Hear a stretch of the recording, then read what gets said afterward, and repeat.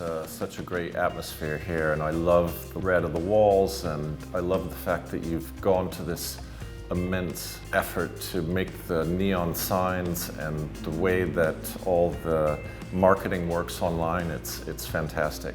As far as the stuff that you have at the gallery, the main thing was not to repeat myself. I always felt like it was more important to work with the artist and create something that they could also kind of take part in, even if they didn't know they were taking part in it. And then at the end, there's more of a story within each frame, because you've only got one frame to tell the story usually. Is it exciting? Is it not exciting?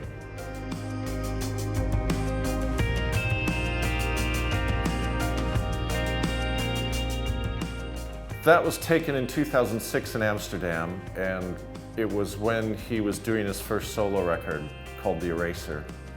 And I had worked with Radiohead a couple times up to that point, but it was really important to do something that had Thom standing out from all the rest of the Radiohead, and he was really into this German experimentalism a lot. He was working with these crazy German guys and he had embraced glitch music, which was started by this guy Christian Fennesz from Austria.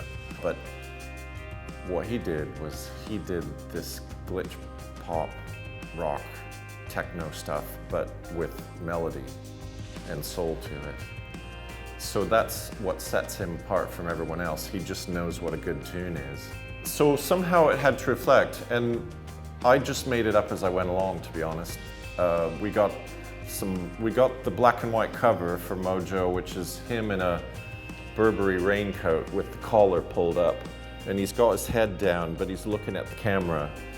But we did this at the same time, so it's always important to try and get 2 or 3 or 4, or as many things as you can get from someone while they're still interested, and I always had a good relation with Thom.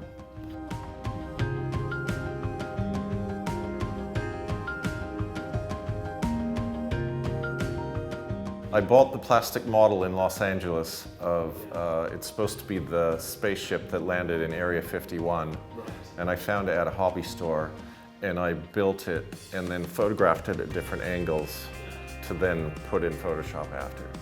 And that particular gold suit he was going to wear for a Rolling Stone shoot, which was, I think, that later that day or the day after. And he brought it out and he said, what do you think about this thing here? Do you think I should wear this? And instantly I thought, with that hole in the middle, I was going to put like a bunch of tubes and wires and cyborg looking things, but the technology for Photoshop back in the 90s didn't really exist to do that at the time.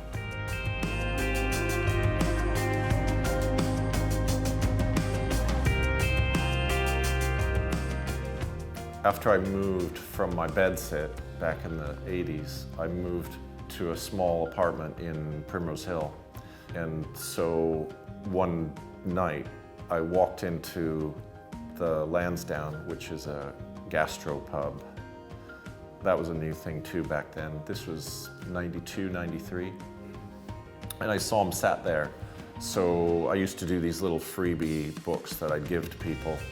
And I just walked up to him and I gave him the book and didn't really think anything of it. I was just happy to meet him. I'd never seen him in the flesh. He was great, you know, he was nice. All the things you hear about him being really open is all true, which I also found out later as time went on because I worked with him more and more. In fact, after we did that and he liked it, I ended up going drinking with him a lot at the Lansdowne. So it was funny because I lived just down the road, like literally 10 houses down from there. So it was fun, you know, it was hanging out with a legend. It meant a lot at the time, of course. And I just like everything about, it kind of captures the mysticism about him. He was the lyric writer in Zeppelin. So it kind of captures this, you can see where he's gone with Stairway to Heaven there for something. It's just something, isn't it?